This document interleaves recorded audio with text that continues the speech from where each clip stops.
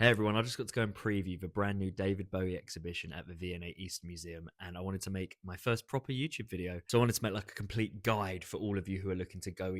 Overall, it's an incredible experience if you're a Bowie fan, but there are a few things that you should know before you go, which will make it a lot easier for you. The quick general overview is that the exhibition is now a permanent part of the V&A East storehouse. There's over 90,000 items. These will not all be on display when you visit. There is a curated section of about 200 when you visit. However, you can request to see any of the 90,000 if they're available in the separate study room. These little yellow sticky notes are Bowie's handwritten notes, and the curators actually adopted his method to make this exhibition. They told us it's taken them over 2 years to even begin to start sorting out all of the things that Bowie collected. And it's so incredible to see how much Bowie actually did sort of hoard. What's so lovely to see as well is Bowie collected and kept so much of the fan art that people sent him over the years. We got to see this little music box that a fan in Germany had actually built for him, and Bowie had kept it the whole time, and there's paintings and letters and all of that's in this collection too. So it's a real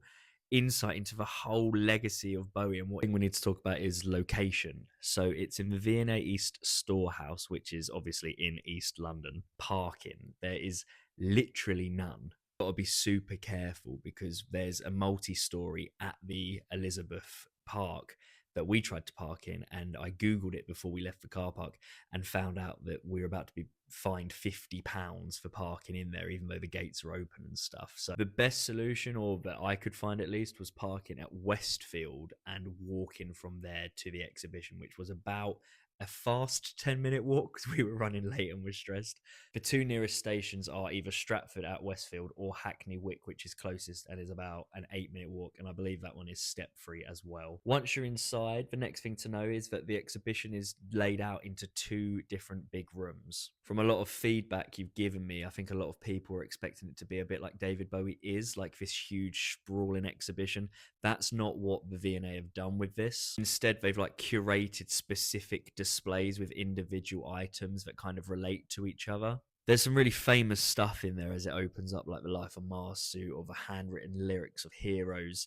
Um, but it will change as it goes on, and that's the point of this exhibition. Is it's like a rolling one where they'll constantly be putting new things in to see, which I think is really exciting. And that was one of the massive pluses for me, was that it was a real mixture of stuff. Alongside all the famous stuff, you got little niche things like the apartment key from when he shared an apartment in Berlin with Iggy Pop, which obviously must have nicked, to handwritten notes and ideas and lyric ideas. Like, there's a lot of interesting stuff which I don't think has been so obviously on display before. That's like the main room. The second room is called the study room, and I think this is the really special part about this exhibition. The study room, when you book your tickets, you can apply to see different items handpicked by you from Bowie's catalogue. I think this is incredibly a unique experience, which certainly hasn't been done with Bowie's catalogue before. And you will be chaperoned the whole time, unfortunately, so you won't be able to tuck anything into your jacket pocket on the way out. You'll need to book that at least a few weeks in advance. The way they've built it and structured it, and with this item viewing option, it means that you'll be able to, if you're a super niche nerd,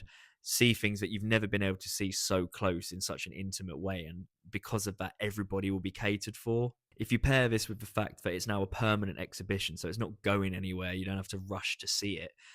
If you hate crowds, there is an argument to be made that you could wait until maybe after Christmas. You'll be able to go and have a much less stressful, frantic environment, I'd imagine. Something which needs to be said is it's completely free. And I think that is phenomenal, because obviously these things could charge an absolute premium and us mega fans would pay it. And so all of that's to say is, if you go with the right expectation and understand that it's a big room showing different things which will change every time you visit, plus if you book ahead with enough time, you get to pick items of Bowie's that you get to literally see and touch. Add in the fact it's free, overall it's going to be a fantastic thing for a whole new generation of Bowie fans to find, and a whole space for the OG fans to revisit and enjoy. If you enjoyed this first proper YouTube video, follow for more interesting stuff about outsider art, and get yourself down to the new V&A Bowie exhibition, because it is seriously great to see his legacy so close. Thank you.